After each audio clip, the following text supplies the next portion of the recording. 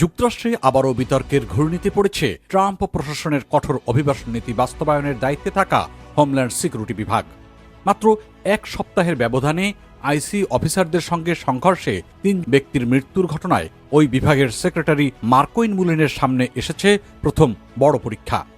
যুক্তরাষ্ট্রের immigration and customs enforcement আইসি প্রধান হিসেবে দায়িত্ব নেওয়ার পর থেকেই মার্কোইন মুলিন বলে আসছিলেন যে তিনি ওই বিভাগকে খবরের শিরোনামের বাইরে রাখতে চান।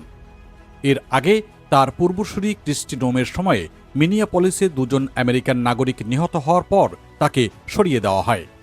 মুলিন তখন প্রতিশ্রুতি দিয়েছিলেন যে অভিযান পরিচালনার পাশাপাশি ডিএইচএস বিভাগকে আরও শান্ত এবং নিয়ন্ত্রিত রাখবেন।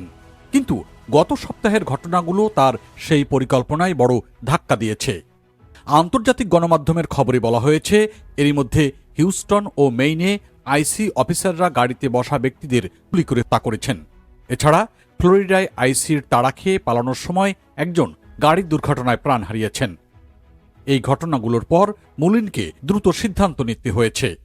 পরে সমালোচনার ঝড়ের মুখে আইসিকে গাড়ি থামানোর অভিযান সাময়িকভাবে স্থগিত করার নির্দেশ দেওয়া হয়।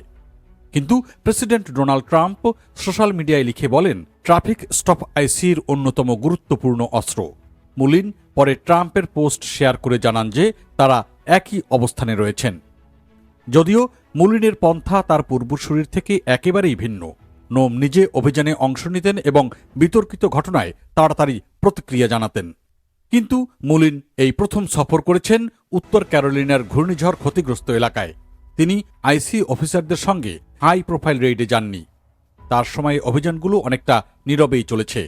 তবে গত জুন মাসের শেষে 5 দিনে 10,000 গ্রেপ্তার দেখিয়ে দেয় যে ডিপোর্টেশন অভিযান কিছুতেই থেমে নেই।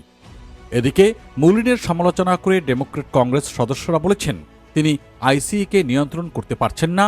অন্যদিকে রিপাবলিকানরা তার পক্ষে দাঁড়িয়ে বলেছেন তিনি কঠিন পরিস্থিতি সামলানোর চেষ্টা করছেন। যুক্তরাষ্ট্রে বসবাসরত বাংলাদেশি কমিউনিটির অনেকেই এই ঘটনাগুলো নিয়ে বেশ উদ্বিগ্ন। বিশেষ করে যাদের পরিবারের সদস্যরা আইনি প্রক্রিয়ায় রয়েছেন বা ভিসার মেয়াদ শেষের কাছাকাছি, তারা এখন আরও সতর্ক হয়ে পড়েছেন। তাই রাস্তায় গাড়ি চালানো বা দৈনন্দিন চলাফেরায়ও সাবধানতা অবলম্বন করছেন তাদের অনেকেই। এই ধরনের ঘটনা অভিবাসীদের মধ্যে ভয়ের পরিবেশ তৈরি করছে। তাই বিশ্লেষকরা বলছেন মুলিনকে এখন দুইয়ের মাঝে ভারসাম্য রক্ষা করতে হচ্ছে। এর মধ্যে প্রেসিডেন্টের ডিপোর্টেশন লক্ষ্য পূরণ করা এবং জনগণের আস্থাও ধরে রাখা। তবে এটি কোনো সহজ কাজ নয়।